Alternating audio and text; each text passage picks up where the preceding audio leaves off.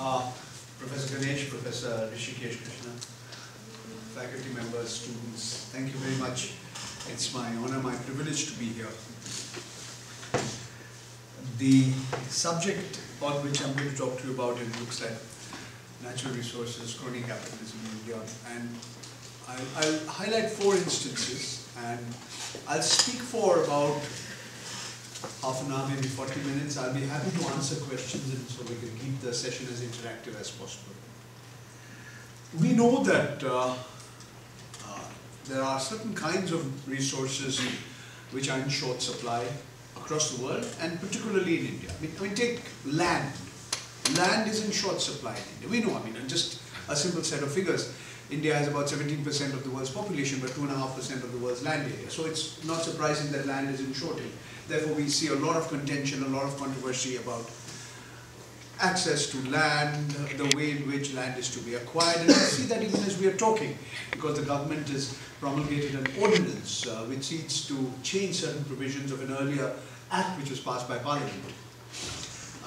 We find similar contentious confrontations, I would say even conflicts, on, say, water. And this is happening not just in India, it's happening across Asia. I mean, many argue that one of the reasons why Tibet is so important to the People's Republic of China is because it's a source for some of the major river systems.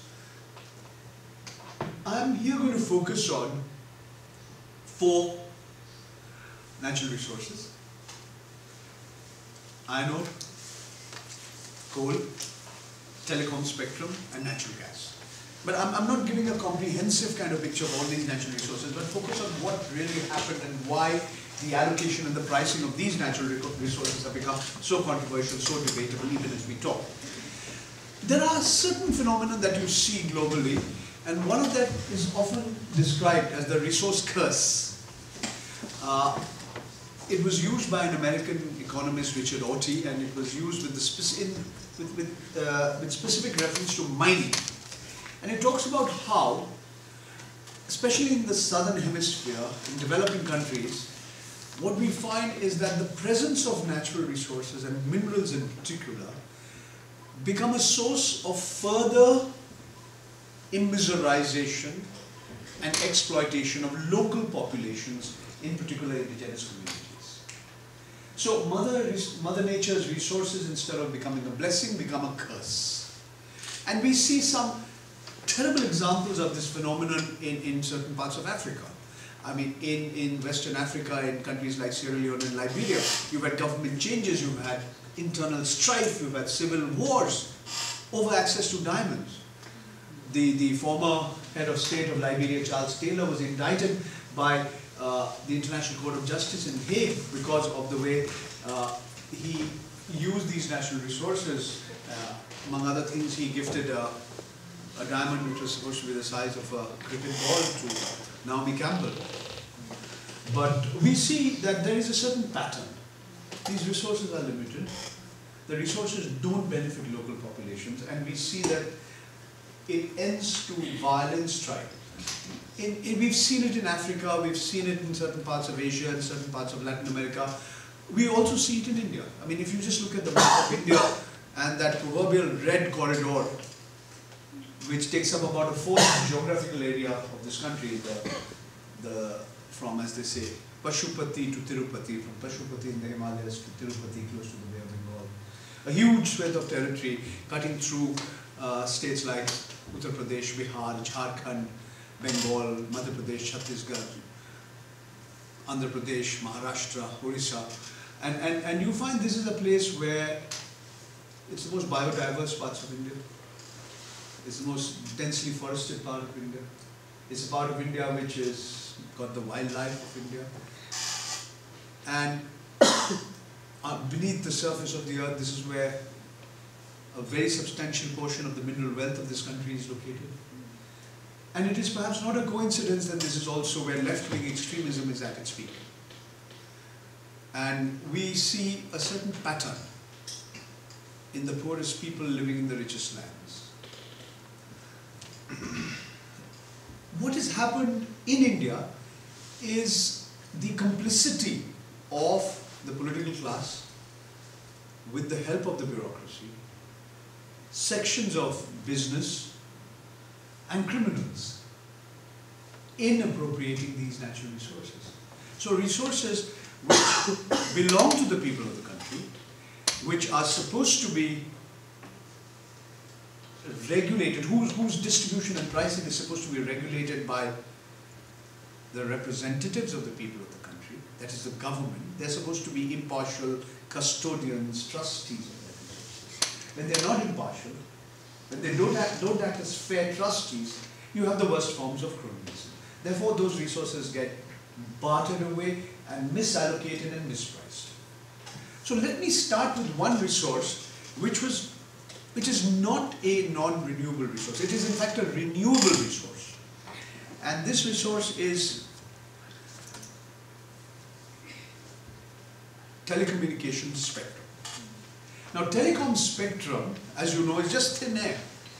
But it's nevertheless scarce, it's finite, and the government is supposed to ensure that it's allocated in a way in which the public interest is maximized.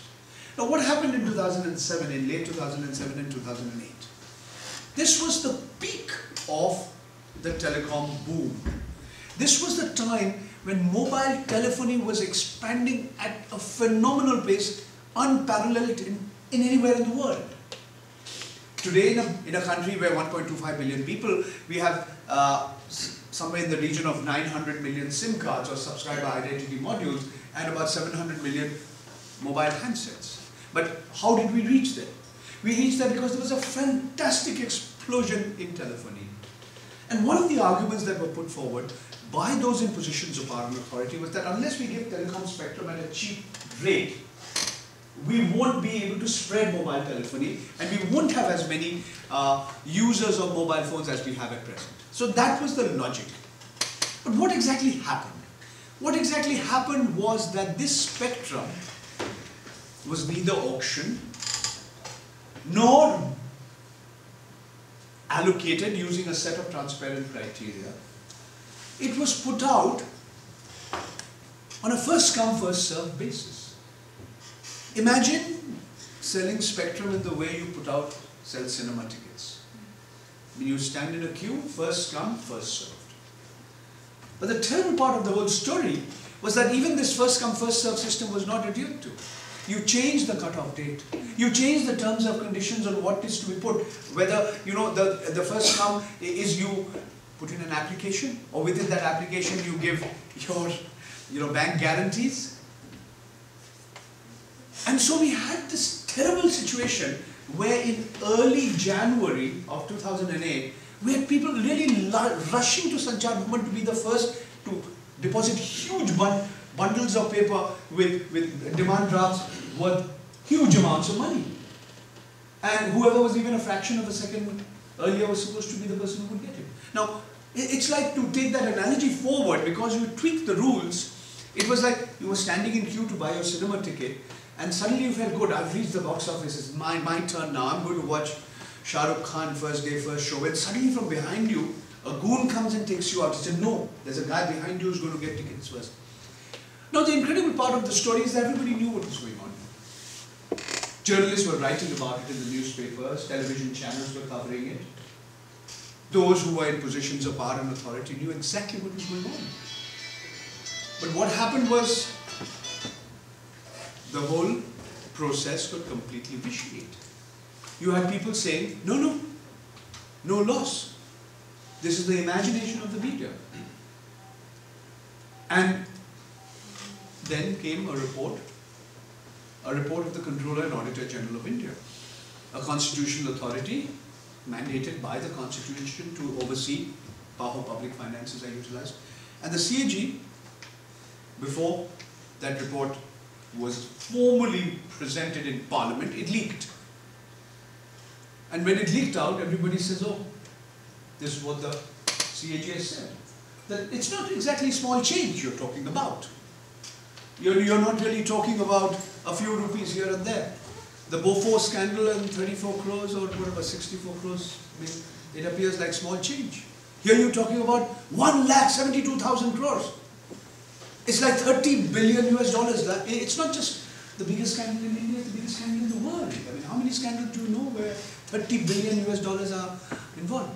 But then the CAG had, this is how we can calculate it, calculation 1, calculation 2, calculation 3, calculation 4.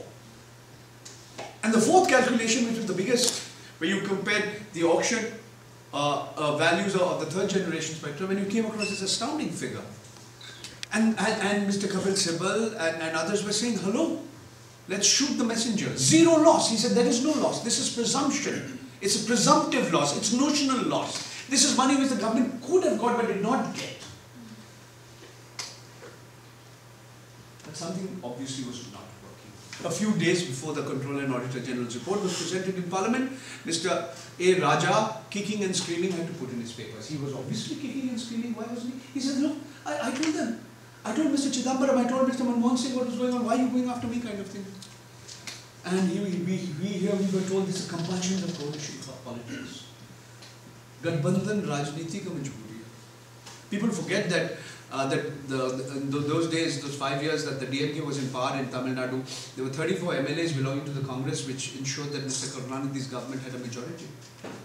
Who needed whom more? Dr. Manmohan Singh or Dr. Karunanidhi? Who needed the other more? You know, what were these compulsions of coalition politics? Finally, what happened? In February 2012, nearly 4 years after all this has happened, the Supreme Court comes and cancels everything. Again, you're screaming. You say, look, terrible thing, the economy is really this. That auction is happening now, as we talk. That process has begun. So, to pay for the sins of the past, you disrupt the working of a sector, and you're still paying the price for it. So, I've got a very long story short, and there are many other dimensions to the whole story. There are people who've spent many months in jail, including senior executives of companies, and as well as like ministers like Mr. Raja, former ministers, former MPs like Kani Moyen, and they've had to spend time behind bars. Surely they didn't anticipate this would happen. We have various court cases under various sections of the law which are at various stages. Let's move to something that happened at around the same time. Except that in this case you're dealing with a non-renewable natural resource. And that's iron ore. Now iron ore, we in India, we export iron ore lumps. But there are also fines. At one point of time, 70% of the iron ore that was extracted could not be exported because they were fined. But then technology evolved, and those fines could be utilized, and that iron ore could be used. And one of the people who led in terms of picking up that kind of iron ore and the demand for it was China. And there was a reason why it was happening in China, because the Beijing Olympics were happening. And there was a huge spike in demand and a huge spike in prices. So you had here two districts adjoining each other, contiguous to each other, Bellary in Karnataka, Anantapur in Andhra Pradesh. One ruled by the BJP, the other ruled by the Congress. But the players everywhere were the same. In one case, you had the son of the former Chief Minister, Y.S. Jagannath Reddy, one of the richest members of Parliament when he was a member of Parliament. And on the other side, you had the Gali Reddy brothers, led by Gali Janardhan Reddy.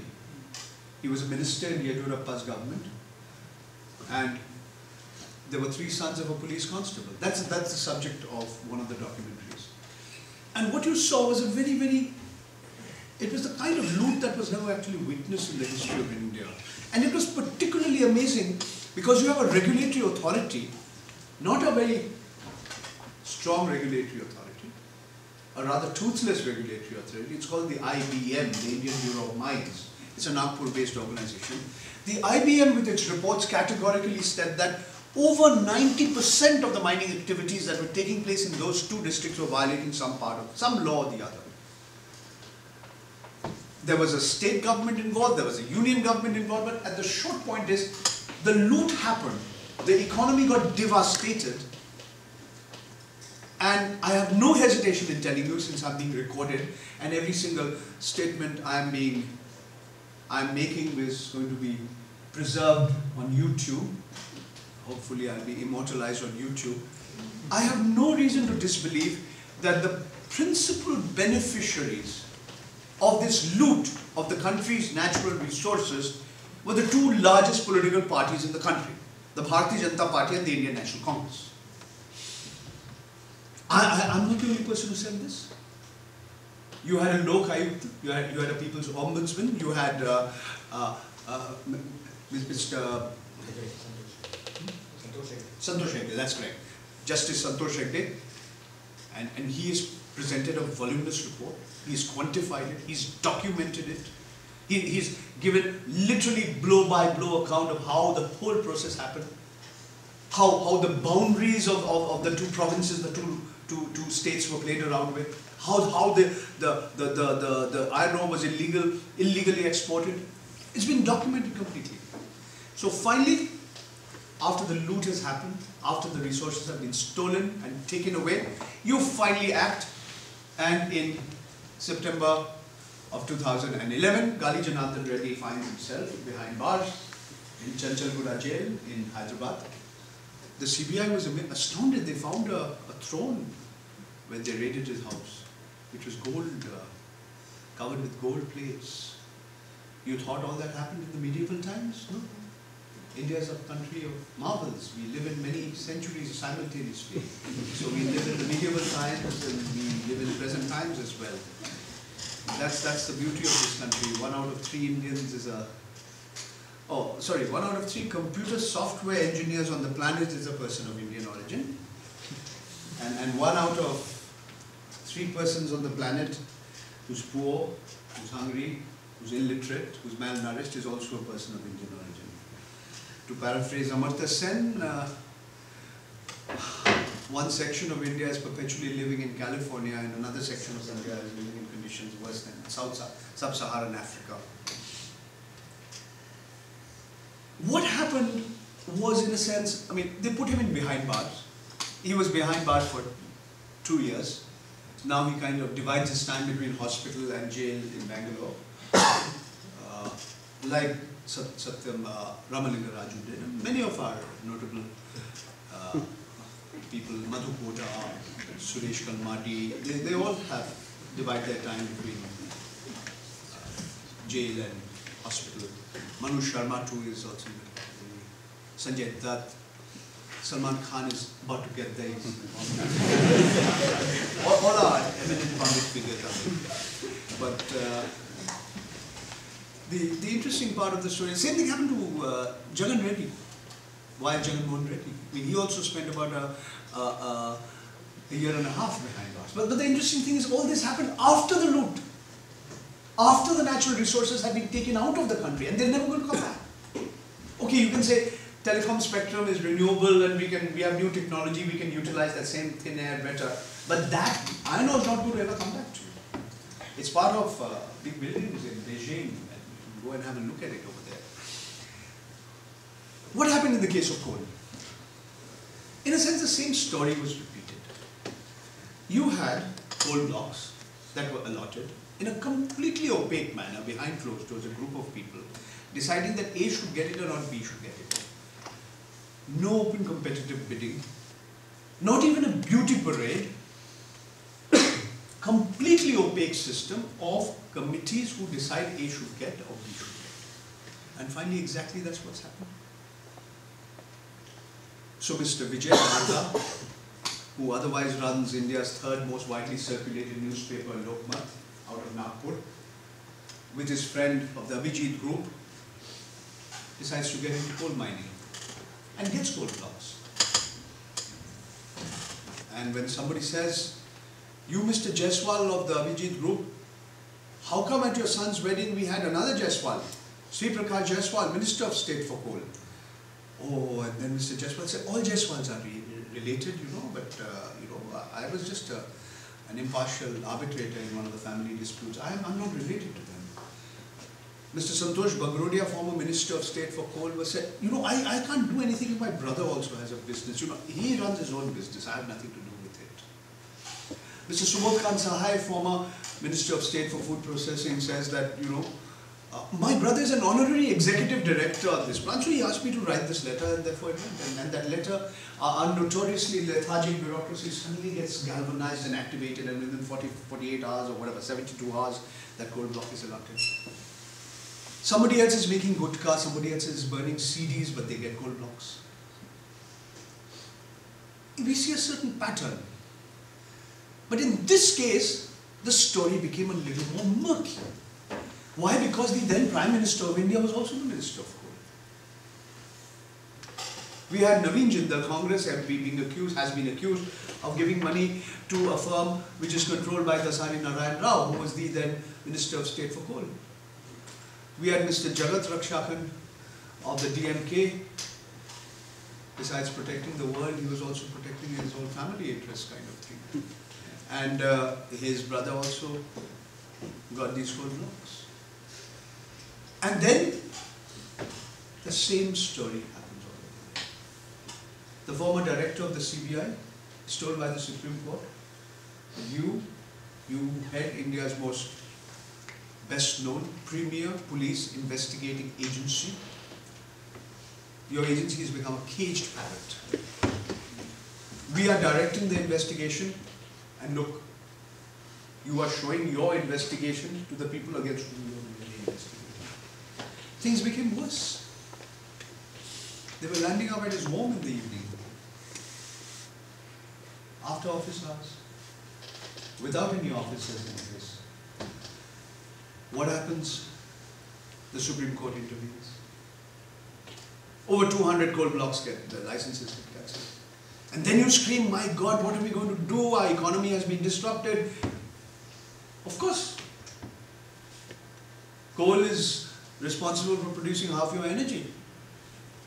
It's a problem when you have a situation where suddenly you have to start allocating. So the story is playing out even as I talk. There's an ordinance, and now there's going to be an e-auction. Again, same story. 1,80,000, 1,90,000, $30 billion, $35 billion.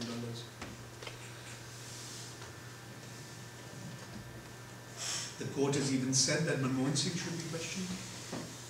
We've had for the first time our Prime Minister being asked to, he's not only responded to CAG reports, he's saying I'm willing to talk. Some of the biggest names, the big names are involved.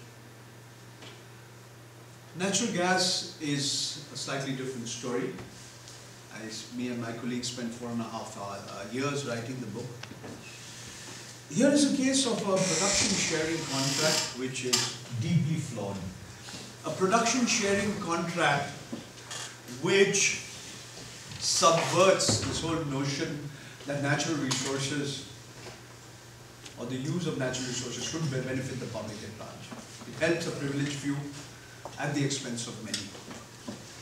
These natural gas reserves are found in the bed of the Bay of Bengal off the coast of Andhra Pradesh. And one of the big flaws in the production sharing contract was that it encouraged what is called gold plating. That means you spend as much as you can on capital expenditure and even on superfluous capital expenditure because you were assured that you would get the return back. That you would get your investments, you would recover your investments. At the end of the day, you were producing natural gas. I'm drinking water. I'm drinking water from a plastic cup, a plastic bottle. I can drink it from a paper cup. I can drink it using a glass. But I can also drink water using a gold-plated goblet. So, maybe it's a somewhat simplistic analogy, but this is not me. This is the CAG which said that. The CAG says that, why are you producing 1/10 of the gas that you said you would? Why haven't you done the number of wells you were supposed to do? And again, the other side, in this case, a company headed by India's richest man, Mr. Mukesh Ambani, says Mother Nature. Mother Nature springs surprises on us. This oil and gas exploration business is like a casino business. Then they ask him, how come you haven't explored in 90% of the area that you were supposed to explore? And why haven't you given up that land? So the people who are responsible for enforcing the contract don't enforce that contract. So what happens, and this is really what the first part of the book is all about, is how public property becomes private property. I have argued in this book that the principal reason why the two sons of the late Dhirubhai Ambani fought with each other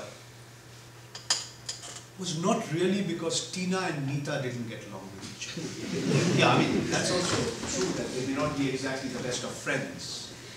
But what I've argued is that the real reason why Dhirubhai Ambani's empire got partitioned was because when Anil Ambani's firm wanted to set up Asia's biggest gas-based power plant at Dadri near Delhi after transporting the gas from the southeastern coast of India about 100 and is being disputed. So that didn't happen. And the brothers fell apart. And then we had an empowered group of ministers headed by the then External Affairs Minister, who is currently our President, Mr. Pranab Mukherjee. And he suggested that the price of gas from $2.34 per unit go up to $4.20 per unit.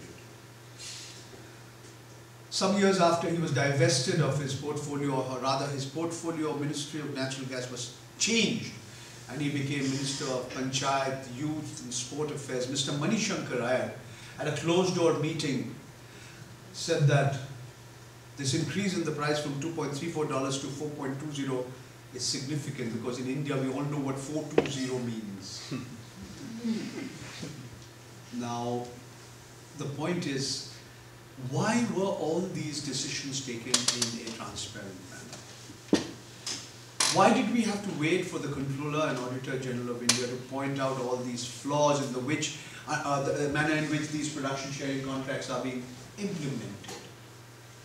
Why do we have to have a situation where we have huge investments that have been made in plant and machinery, in pipelines, in fertilizer generating plant, for fertilizer producing plants, electricity generating, gas-based electricity generating plants,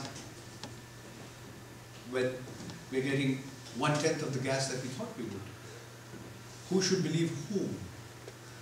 And we have a number of cases, and I'm an interested party, I must tell you that, and that's what the Ambanis have pointed out in a series of legal notices that they've served on me. Yes, because I may happen to be a member of the Governing Council of Common Cause, and that's one of the petitioners in the Supreme Court. Yeah, I am an interested party, sure.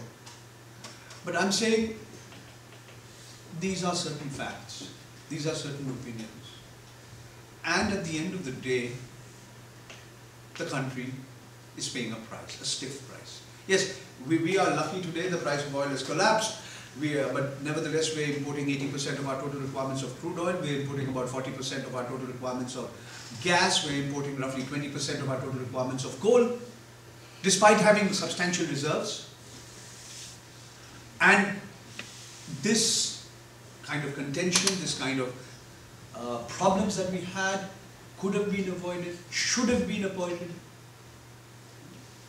I sort of argue how the previous government was deeply divided, split literally down the middle on the whole issue of accepting the recommendations of the Rangarajan committee to increase the price from 4.20 to 8.4. There was on one side Veerappa Moily, Chidambaram, Kapil Sibal, Anand Sharma. On the other side there was Jayapal Reddy, Jairam Ramesh, the then Minister of Power, Jyotiraditya Scindia, and the then Minister of Fertilizer, Srikanth Jana. And it was literally split down the middle. The casting vote belonged to the Prime Minister, of course. And we know he wanted an increase in the price of gas. Then the Election Commission intervened, and the price of gas was not increased. Then the present government set up a new committee, and the price of gas has gone up only to the extent of about 55 or 60%. But that's another story and a long story. I want to conclude and throw the floor open for questions and answers by reading out a small extract from a speech that was delivered quite some time ago. It was delivered in 2010. It was delivered, yes, in 2010. That's correct, that's correct. And you will pardon me if I read out 2 paragraphs. A small portion of our population over the past 2 decades has been chanting incessantly for increased privatization of the material resources of the community.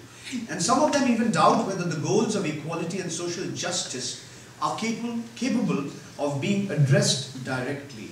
They argue that economic growth will eventually trickle down and lift everyone up. For those at the bottom of the economic and social pyramid, it appears that the nation has forsaken those goals as unattainable at best and unworthy at worst. The neoliberal agenda has increasingly eviscerated the state of stature and power, bringing vast benefits to the few, modest benefits for some, while leaving everybody else, the majority, behind. We have heard a lot about free markets and the freedom to market. We must confess that we were perplexed by the extent to which it was pressed that contractual arrangements between private parties with the state and amongst themselves could displace the obligations of the state to the people. History has repeatedly shown that a culture of uncontained greed, along with uncontrolled markets, leads to disasters. Historically and all across the globe, predatory forms of capitalism seem to organize themselves first and foremost around the extractive industries that seek to exploit the vast but exhaustible natural resources. Water, forests, minerals and oil, they're all being privatized. And not being satisfied, the voices that speak for predatory capitalism seek more. Now you might have thought that this was a speech made by Che Guevara when he was in his 30s. But no, actually this was a speech. I'm reading out an extract from a speech made by a judge of the Supreme Court of India, former judge now, Justice Sudarshan Reddy, in the Ambani versus Ambani judgment. We have a lot of problems with the way regulatory structures and systems have been put in place. We have regulators that have not been empowered adequately. We have regulators who are there because they were loyal bureaucrats and they've been given the job of being heading a regulatory authority because they've been loyal and pliant bureaucrats. We have regulators who are reluctant to regulate. We have a system where much more needs to be done. But slowly but surely people are becoming aware. People are becoming aware of what has happened. I think attempts are being made to avoid some of the worst mistakes that have been made in the past. But many would argue that cronyism is not gone from India and won't go in a hurry. That the manner in which elections are funded, the manner in which political parties are funded, that the nexus between business and politics and criminals continues. I would like to believe that civil society has become a little more aware. I would like to believe that the worst is over, but I'm not sure. Maybe time will prove me wrong. So this is where we are at present. I've spoken continuously now for about 35 minutes. I'll be happy to answer your questions, and if you have any comments, any questions, you should feel free to ask me. Thank you once again for listening to me so attentively. You gave the example that it's a non-renewable, it's a renewable resource and still... but finite. It's a finite resource. And scarce. But sir, in this case, had we priced it higher by an auction, do you think the spread of telecom would have been as significant as it was? I do believe so. I do believe that because of competition, the telecom would have spread. Maybe not as rapidly as it had. Maybe a little slower, but I do believe it would have spread. And I do believe that even if you believe that you want to follow a conscious policy of giving cheap spectrum, let it be stated up front. Let it be a stated government policy. And let it be put together those parameters. a set of parameters whereby the whole world knows, even if it's not a public auction, but do it in a transparent manner. So you know why A or B or C is getting that spectrum. And here I'm arguing that under no circumstances should you have done it by using a first come first serve method, and that to a tweak. So these are the points I want to make. So I am not arguing that if we had followed a different system, maybe the spread of telecommunications or the price of telephony, the spread of telecom would have been slower and the price would have been higher. Yes, that's possible, distinctly possible. But I do not believe there is any justification for allocating and pricing a natural resource in the way it was done.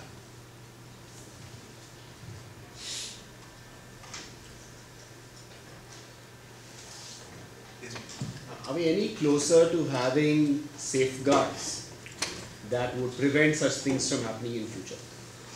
I think we are a little closer there. Because you're having auctions, because there are e-auctions, because there's greater transparency, there's greater openness. You must remember that the Supreme Court cancelled all coal blocks that were allotted from 1992 to 2010. So that's a long period of time. I think we are moving towards a more transparent system. And I would like to believe that the scope for having these kind of scandals has diminished somewhat. I'm being a little optimistic perhaps. I don't know whether that's the way it's going to turn out in the future. But I do believe that because of the hue and cry that was raised by different sections of society, hopefully we would have learned a few lessons. I'm hopeful, Professor, but I'm not sure. Maybe I'm being a little more optimistic than I should be. But sir, as you told, e-auctions, they are more transparent. Do you think they are transparent in the present scenario? Certainly more transparent than 5-10 people sitting in a closed room and deciding A gets or B gets. So I think it's certainly more. But things are more fixed over here.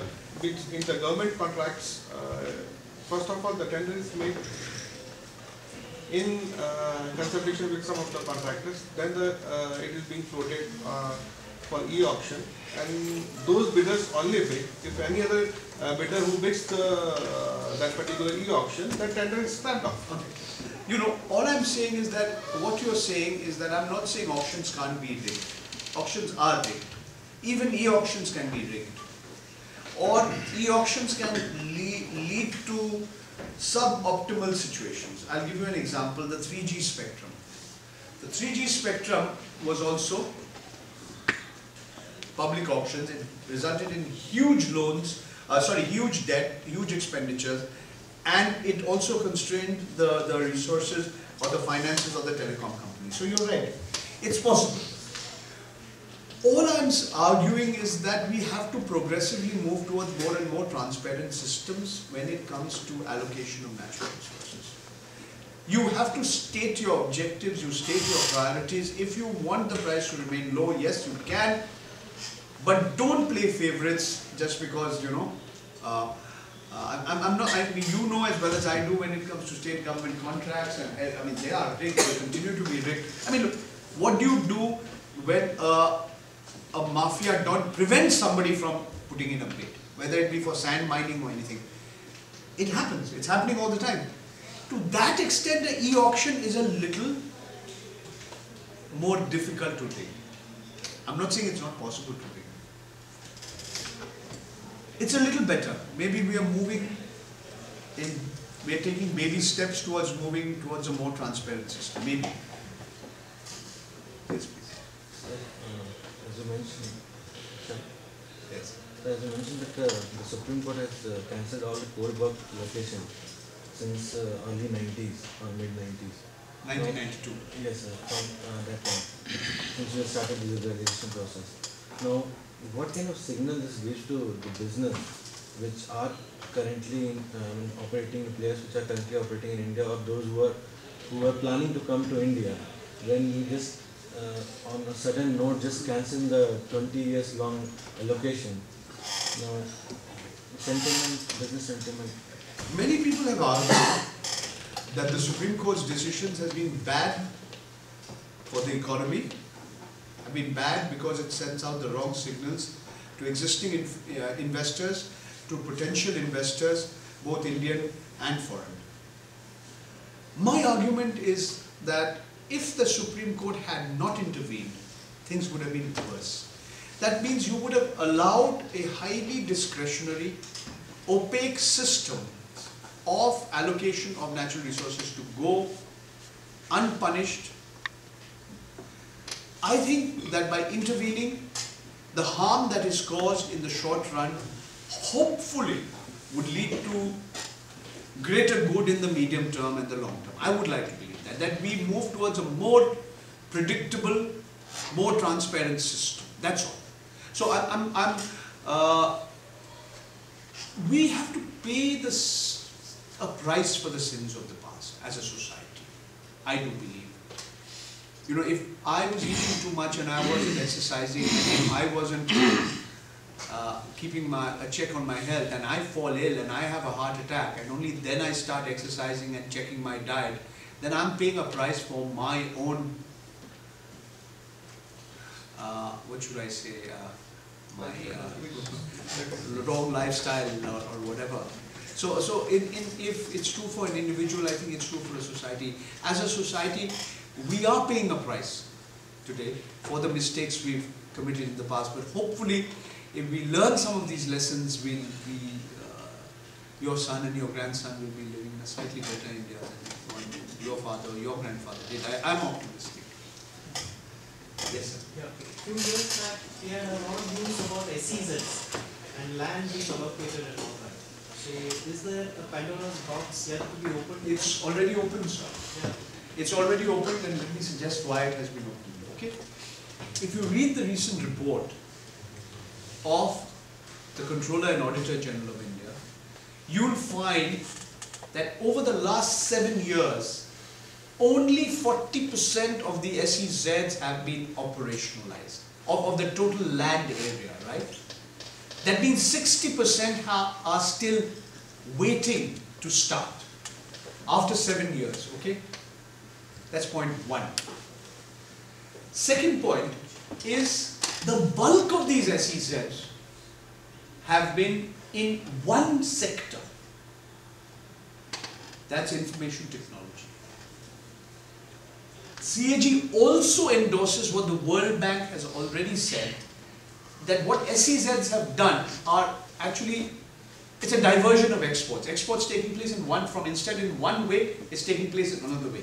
It's not really enhanced India's exports to the extent that it was originally envisaged. Fourthly, I think what has come through is that a lot of SEZs have really got a huge real estate play in it, and the way in which these SEZs have been set up and the way they are operational, the people who've gained the most are builders and promoters, builder promoters. And the last point I wanted to make was, sir, if you look at last week's article that appeared in the Business Standard, and the ordinance that was issued, not an ordinance, a gazette notification that was issued, I believe on the 2nd or the 3rd of January, tweaking the land use norms in SEZs. You will note that the single biggest beneficiary of the tweaking of those norms is a particular SEZ run by a company headed by a certain Mr. Gautam Adani. So maybe we are not learning the lessons. Maybe, this new ordinance that has been issued to change the land acquisition laws, I think you're going to have a big hue and cry in the budget session. I won't be surprised if the upper house of parliament, the Rajya Sabha, doesn't function. And I expect this to be a slightly more difficult issue than insurance. And the reason why is that there is a section within the Bharatiya Janata Party, notably a section within the Sangh Parivar, the ideological fraternity, which owes its allegiance to the Rashtriya Swayamsevak Sangh, including the Swadeshi Jagran Manch, who are very, very upset. And you must remember that there was a parliamentary committee headed by Sumitra Mahajan, who is now the Speaker of the Lok Sabha, who had put together these rules, who are, there is a fair amount of resentment as to completely doing away with the social impact assessment norms that the new ordinance seeks to now enforce. The question that you have to find, that if an ordinance does not become law within 6 weeks of Parliament, of the Parliament session beginning, then that ordinance lapses. The question that you have to now note as to what happens between now and 6 weeks after the budget session of Parliament. So my follow-up question is, can't there laws be started or put out where a lot of companies which take more land than necessary, for example Godrej, they are now moving a lot of their land in Bombay as commercial parcels. So if companies don't utilize those land within the requisite 5 years, 10 years, is it not necessary that they should give it back to the government? I fully endorse your suggestion, sir. The government has to implement laws. So We have some excellent laws in place, sir, including ones preventing child marriage and child labor. Not to talk about the right to food and the right to education. Implementation is the big issue, sir. I completely agree with you on that. So I have no disagreement whatsoever. I have one question. So land is a very big problem in India. How to acquire the land? Because industrialization is also compulsory, it is also a necessary thing. Recently I had gone through an article about Andhra Pradesh, Chandrababu Naidu. He has started pooling system of land. You must have gone through, I don't know. Because he is developing the capital of that new state. Vijayawada, near Vijayawada. Vijayawada. So he has started a pooling system in which farmers are involved like this, then they are given by the land, extra land, what is it, I don't know.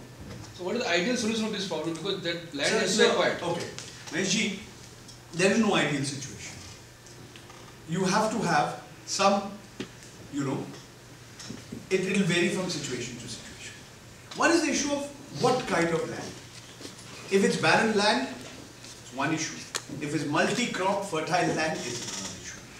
If it's a linear project, a railway, a corridor or power plant, that's another issue. And if it is not, it's another issue. Then is the issue of consent, informed consent. 70%, 80%, we can discuss it. But the short point is, you are saying minimum government, maximum governance, but how come you want maximum government when it comes to land acquire? What about the farm? That time it's maximum government. So I am saying the land law that came, which says right to fair compensation, transparency. Remember, it's come after many decades of discussion. Because you are overturning a law that is more than 100 years old, which was the British. And so it said, Sarkar hu, bas, eminent domain. I don't care. मैं सरकार हूँ, मैं माँ बाप हूँ, मैं आपका हम ज़मीन आप ले सकते हैं, अधिग्रहण कर सकते हैं. तो इतने ज़माना तो बदल गया जी. Let's accept that. Whether it's a farmer, whether it's a person on the street, if you don't take prior consent. And the big problem with the new ordinance is the definition of public-private partnership. How do you define what is, I am not saying you don't need land. I am not saying that you shouldn't set up industries. But in a country where land is in such scarce supply, you must have transparent systems, you must have a system of accountability. Otherwise you'll have a problem. Otherwise you'll have the same problem what you had in SEZs. 7 years, 60% of the land given to the SEZs have nothing there to sit on. Sir, you had mentioned that the local people are not able to enjoy the benefits of natural resources available. And if you look at the policies of the government, it mostly talks about FDI and it helps MNCs or the upper middle class. Are you still optimistic about improvement of lifestyle of the subaltern or the labor class? If you see the labor law reforms are also, it's becoming very stringent. So That's very difficult question to answer. I can say that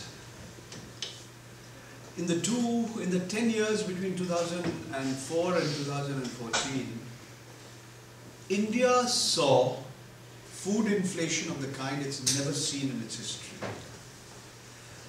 Not so much wheat and rice, but fruits and vegetables, protein items, poultry, milk products. I think never before in the history of India have you seen food inflation at close to 10%, persistent over a 10-year period. Earlier you had peaks and troughs. This means is that you already have a highly unequal society. That society has become even more unequal. There are various estimates but will say that, you know, as you move down the economic ladder, you end up spending half or 60% of your total income on food. So this kind of polarization that's happened, I think it's today been well documented, and you wouldn't need Thomas Piketty to confirm this to you. India has become one of the most unequal societies in the world. It's today comparable to South Africa, to the United Kingdom, to the United States of America and China. Countries which were once upon a time very, very unequal, extreme economic inequalities which exist in many of the Latin American countries, where we actually seen a reduction in inequalities. So I am not very optimistic that we'll see a situation where inequalities will come down in the near future. I'm not. Maybe things might even worsen. Though we've had over the last 6-8 months sharp fall in the inflation rate because the international prices of crude oil have come down, and we've saved about $50 billion and about 80%, since 80% of our requirements of crude oil. The question is, even if the underprivileged sections of Indian society are not, their economic condition is not improving, even if the gap between the rich and the poor is widening, the difference I see is that they are becoming more aware. A variety of reasons, the spread of education, however imperfect it might be, the quality of the education, the spread of literacy, however imperfect it might be, the spread of the media, all of it is contributing to greater awareness about many issues, and that's the difference I see. Excuse me. At some point, you were mentioning that you are reasonably optimistic about things moving in for the better, or changing for the better. In terms of allocation of natural resources and pricing of natural resources. I was looking at it in terms of, in a slightly broader perspective, that the reluctant bureaucrats or regulators whom you mentioned and the government at least becoming aware that they could be punished, or at least they could be questioned and punished. If that were true, then the incidents which you subsequently mentioned about these ordinances don't indicate that trend. Yes, you're Actually, right. what you're saying is Yes, sir. You might be right. I may be letting my optimism getting the better of me. I may be becoming a little foolhardy, becoming a little naive. Maybe you're right. I'm not sure. The answer is I'm not sure. I would like to believe that some things have improved, but I'm not sure there's going to be a certain uniformity or a certain consistency in the improvement, because my personal view, and this is that I see in terms of economic policies of the government, there's been a sharp movement towards the right. Now, this movement began earlier, from the 90s, the economic liberalization. Many argue that the center of India's polities and economy shifted rightwards. But I will merely, sir, urge you that I am today a very confused person about what is right and what is left, and what is wrong, and what is capitalism and what is communism. I was told that Pandit Jawaharlal Nehru wanted India to have a mixed economy. And then we were told that actually we took the worst of capitalism and the worst of socialism, instead of taking the best of capitalism and the best of socialism. So we took the license control Raj. Now we are taking crony capitalist practices. we fail to provide healthcare or education that Cuba or Vietnam or the erstwhile Soviet Union or China was able to provide to large numbers of people. What was public about our public sector when it was run like the personal fiefdoms of our netas and our babus? What was private about our private sector when the bulk of the funds came from public or government-owned banks and financial institutions where promoters held a minuscule share of the risk capital of the equity? And today, sir, I'm even more confused because after the Great Recession in September 2008, General Motors, which epitomized free enterprise capitalism, the biggest shareholder of General Motors was the government of the United States of America. So I wasn't sure whether General Motors was a private company or a public sector company. I'm also, sir, very confused as to whether the People's Republic of China practices communism or state capitalism. I'm even more confused when I look at the Scandinavian countries, which spend a huge proportion of their GDP on healthcare and education, and they call themselves social democrat and not socialist. So these meanings of these words make me very confused, sir. Actually, after listening to you, I've slightly become a little more worried, primarily because the only